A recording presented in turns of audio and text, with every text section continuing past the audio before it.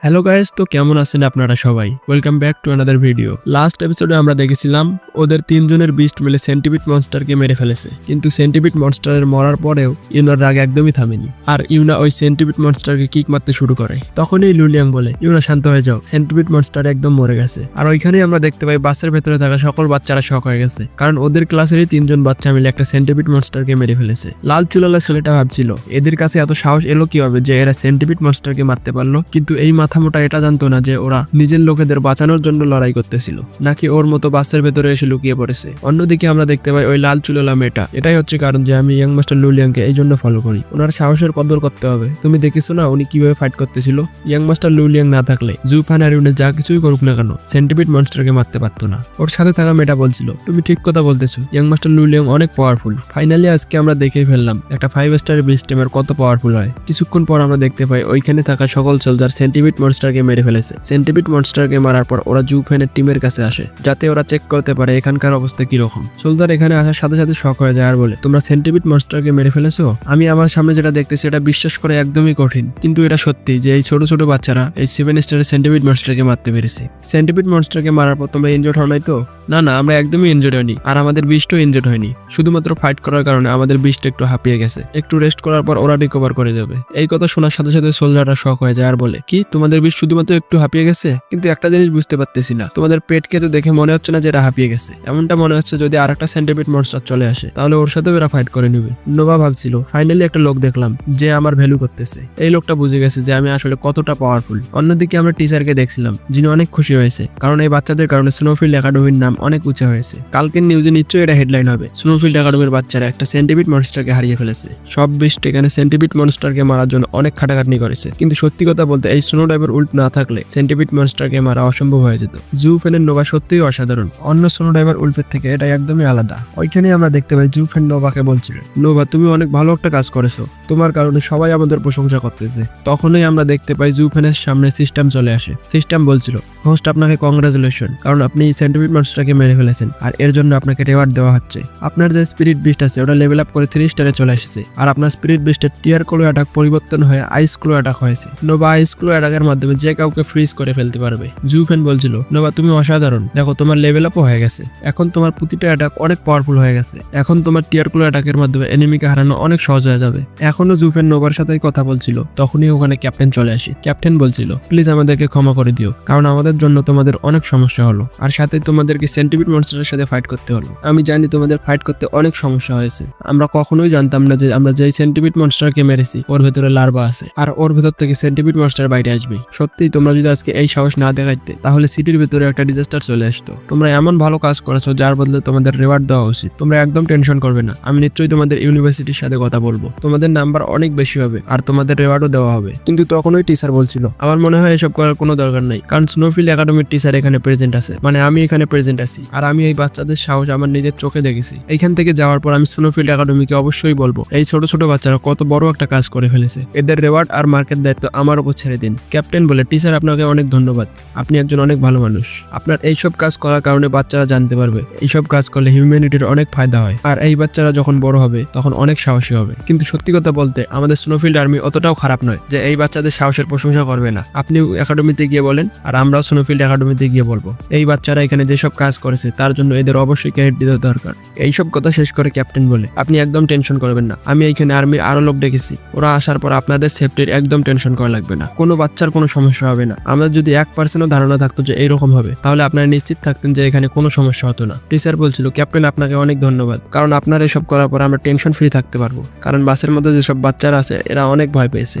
এতগুলো সেন্টিপিড মনস্টারকে একসাথে দেখার পর এরা অনেক ভয় পেয়েছে, কিন্তু এখানে যদি অনেক সোলজার আসে তাহলে আমাদের ট্রেনিং এর একদমই টেনশন নেওয়া লাগবে না। তারপর আমরা দেখতে পাই সোলজাররা ওইখান থেকে সেন্টিপিড মনস্টারের বডি নিয়ে যাচ্ছিল, যাতে ওরা সেন্টিপিড মনস্টারের উপর রিসার্চ করে জানতে পারে এই কাহিনীটা কিভাবে হলো। তারপর টিচার বাসের ভেতরে থাকা সকল বাচ্চাদের বলছিল, সকল বাচ্চারা আমার কথা মনোযোগ দিয়ে শোনো, এখন এই জায়গায় একদমই সেফ, আর অনেক তাড়াতাড়ি এখানে মিলিটারির আরো লোক চলে আসবে, তো আমরা আমাদের ট্রেনিং কন্টিনিউ করতে পারি। তোমরা সবাই বাসের বাইরে আসো আর একদম টেনশন ফ্রি থাকবে, এখন এখানে কোনো সমস্যা হবে না। এই কথা শোনার সাথে সাথেই বাসের ভেতরের বাচ্চারা টেনশন ফ্রি হয়ে যায়। বাইরে আসার সাথে সাথে ওই বাচ্চারা অনেক চিন্তিত ছিল। ওদের মধ্যে একটা মেয়ে বলে, টিচার আমাদের একটা কথা বলুন, এখানে কি হচ্ছে? আপনারা আমাদের মিলিটারি ট্রেনিং এ নিয়ে এসেছেন, এখানে কি এমন কোনো জায়গা আছে যেখানে সেন্টিপিড মনস্টার আছে? যদি এখানে এইরকম সেন্টিপিড মনস্টার থাকে তাহলে আমাদের জন্য এটা অনেক ভয়ঙ্কর, কারণ আমরা তো ওদের হারাতে পারবো না। তাহলে তো এটা একদমই ক্লিয়ার, ওদের সাথে ফাইট করলে আমরা নিশ্চয়ই মরবো। আর আমি এসব ফালতু কাজ একদমই করতে পারবো না, প্লিজ আমাকে বাড়িতে পাঠিয়ে দিন। ওই মেয়েটার এসব কথা শুনে টিচার অনেক রেগে যায়। টিচার বলছিল, ওই দেখো তোমার সামনে সেন্টিপিড মনস্টার মরে পড়ে আছে, আর ওদের মেরেছে তোমার ক্লাসেরই ছাত্ররা।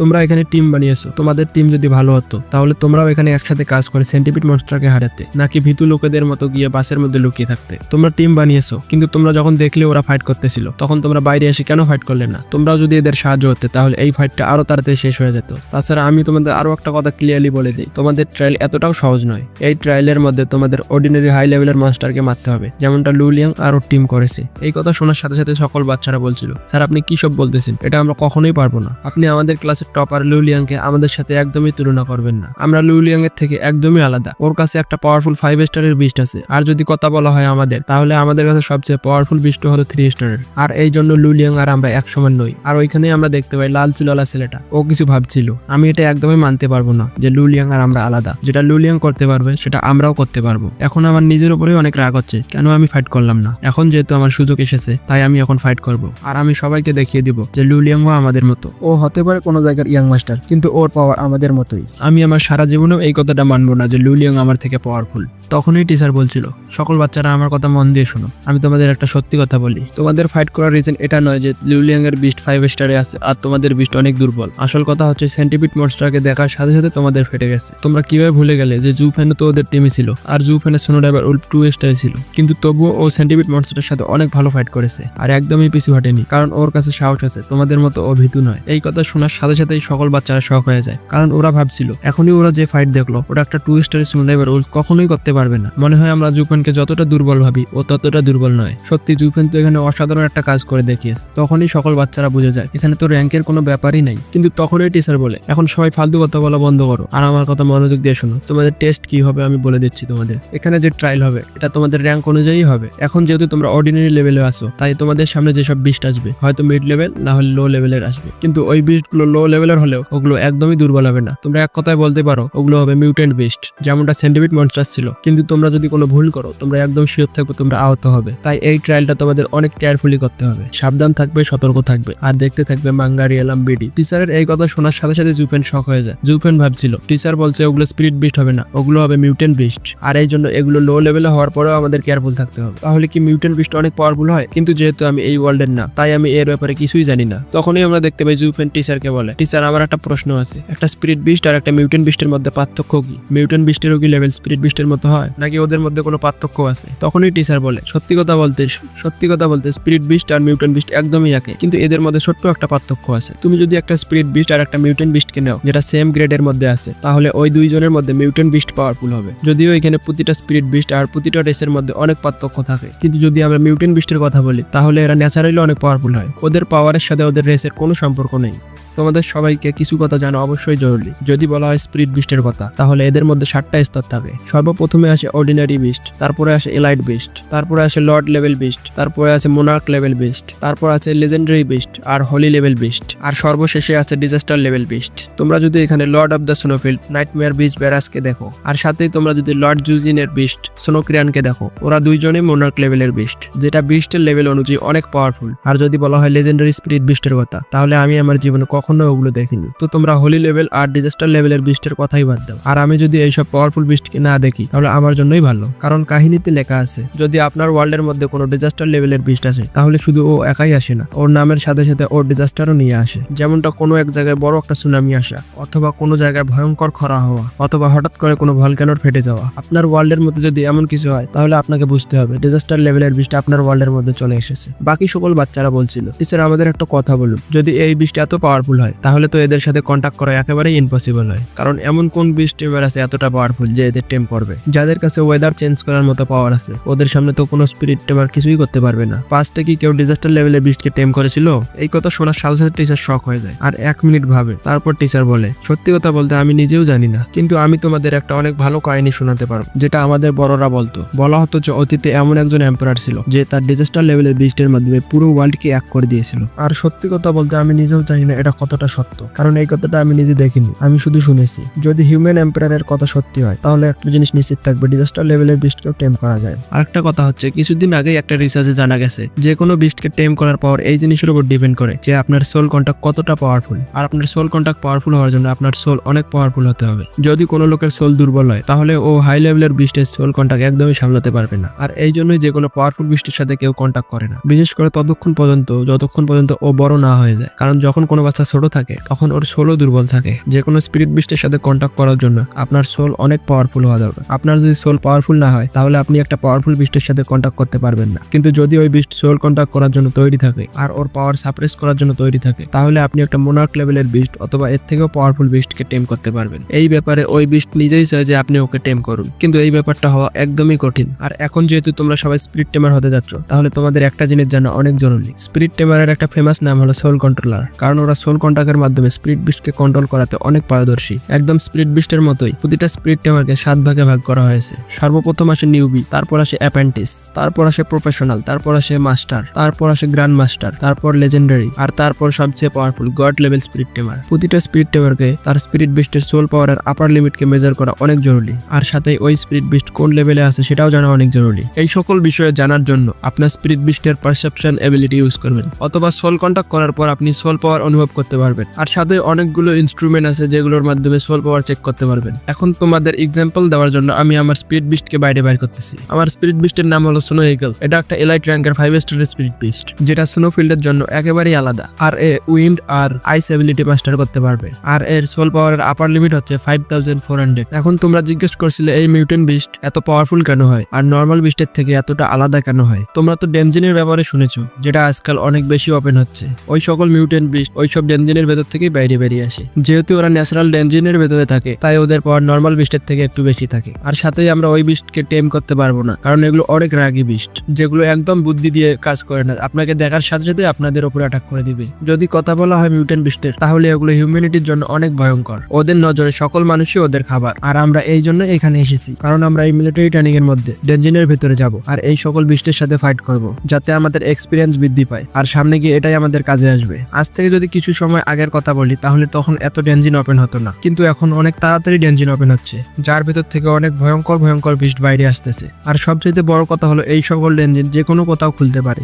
এই সকল ডেনজিন যদি সিটির মধ্যে খুলে তাহলে অনেক বড় একটা ডিজাস্টার চলে আসবে। আমরা যদি স্পিড টেমারের কথা বলি তাহলে তোমরা আমাদের ফিউচার, এই জন্য তোমাদের অনেক সাহস দেখাতে হবে আর অনেক হার্ড ওয়ার্ক করে তোমাদের ডেনজিনের ভেতরে যেতে হবে, যাতে তোমরা প্র্যাকটিস করতে পারো এই বিস্টের সামনে কিভাবে তোমাদের সার্ভাইভ করতে হবে। ভবিষ্যতে এই সকল ডেনজিন আরো বেশি ওপেন হবে আর হিউম্যানিটির উপর অনেক বড় একটা বিপদ আসবে, আর সেই সময়ে তোমরা হিউম্যানিটির লাশ ভরসা হবে। আর এই জন্যই এখন থেকে ভয় পাওয়া বাদ দাও, কারণ ভবিষ্যতে তোমাদের অন্যদের বাঁচাতে হবে। এই কথা শোনার সাথে সাথে ওখানে থাকা সকল বাচ্চা শক হয়ে গেছে। এই বাচ্চারা এতক্ষণ পর্যন্ত জানতোই না যে এদের উপর এত বড় একটা, এখন যেহেতু আমাদের কাছে এত বড় একটা দায়িত্ব আছে, তো আমরা বাসের ভেতরে লুকিয়েছিলাম, সত্যিই আমাদের বাইরে এসে সেন্টিপিড মনস্টারের সাথে ফাইট করতে হতো, কারণ আজ না তো কাল আমাদের এই কাজটাই করতে হবে। যখন টিচার দেখে বাচ্চারা এই কথার জন্য অনেক ইমোশনাল হয়ে গেছে, এই জন্য এই অপরচুনিটিকে কাজে লাগিয়ে ট্রায়ালের ব্যাপারে বাচ্চাদের বলতে শুরু করে। দেখো, আমি তোমাদের ক্লিয়ারলি বলে দিচ্ছি এই ট্রায়ালের মধ্যে তোমাদের কি কি করতে হবে। তোমাদের সকলের 3 জনের করে টিম তৈরি করেছো, তাই না? তোমরা সকলেই এই মিলিটারি ট্রেনিং এর মধ্যে নিজেদের এরিয়ার মধ্যে যাবে আর ওইখানে হান্টিং করা শুরু করবে। মিউটেন্ট বিস্টকে মারার পর যে লুট পাবে তোমরা ওইগুলো নিয়ে আসবে, আর আমরা ওই সকল জিনিস দেখার পরে ডিসাইড করবো তোমাদের স্কোর কি হবে। তোমরা যদি আমার কথা বুঝে গেছো তাহলে চলো শুরু করি। প্রথমে তো বাচ্চারা অনেক ভয় পেয়েছিল, কিন্তু এখন ওদের এনার্জি অনেক বেশি হয়ে গেছে। ওই সকল বাচ্চারাই বলছিল স্যার একদিন না একদিন তো মরতেই হবে। তো এখন যেহেতু আমরা জেনে গেছি যে হিউম্যানিটির জন্য ব্যাটম্যান, সুপারম্যান, আয়রন ম্যান আমরাই, তো আমরা আমাদের সর্বোচ্চ দিয়ে ফাইট করব। আমরা এখানে এইভাবে হার মানতে পারবো না। এখন আমরাও দেখি এই মনস্টারগুলো আমাদের সামনে কি করে। আমরা এখানকার সকল মনস্টারকে মেরে ফেলবো, এক এক করে সবগুলো মনস্টারকে মেরে ফেলবো, একটা মনস্টারকেও বাঁচতে দিব না। স্যার আমাদের ক্ষমা করে দিন, কারণ আমরা আমাদের দায়িত্ব এত দেরিতে বুঝতে পারছি, না হলে এই সেন্টিপিড মনস্টারকে আমরা কখনোই বাঁচতে দিতাম না আমাদের হাত থেকে। যদি আপনি আমাদের এই কথাটা আরো 1 ঘন্টা আগে বলতেন আমাদের মনে হয় তাহলে এই সোলজারদের এত খাটাখাটনি করতেও হতো না। ওই সেন্টিপিডকে তো আমরা এমনিতেই মেরে দিতাম। মিউটেন্ট মনস্টারের সাথে এই যুদ্ধে আমরা একদম তৈরি। বলুন স্যার আমাদের কোথায় যেতে হবে? ওই সকল বাচ্চাকে এইভাবে বিহেভ করতে দেখে টিচার অনেক ঘাবড়ে গেছে। টিচার ভাবছিল মনে হয় এদের অনেক বড় একটা ভুল হয়ে গেছে, কিন্তু যা কিছুই হোক না কেন আমার কথাগুলো তো কাজে লেগেছে। আজ পর্যন্ত আমি যে সকল বাচ্চাকে মিলিটারি ট্রেনিং এ নিয়ে আসছি সবাইকে এইসব কথা বলে ওদের দায়িত্ব বুঝিয়ে দিয়েছি। আর সত্যি কথা বলতে এই সকল কথা প্রতিবারই কাজে আসে। কিছুক্ষণ আগে পর্যন্ত এই বাচ্চারা সেন্টিপিড মনস্টার দেখলে এদের পাইপলাইন লিক হয়ে যাইতো, কিন্তু এখন আমার এই মোটিভেশনাল স্পিচের কারণে এরা সেন্টিপিড মনস্টারকেও মারার জন্য তৈরি হয়ে গেছে। চলো কোনো সমস্যা নেই, আমার তো কাজ হয়ে গেছে। তো আমাকে এত ভাবতে হবে না। তো আজকের ভিডিওতে এতটুকুই, দেখা হবে নেক্সট ভিডিওতে। ভিডিও ভালো লাগলে ভিডিওকে লাইক করে চ্যানেলকে সাবস্ক্রাইব করে দিন। Thank you.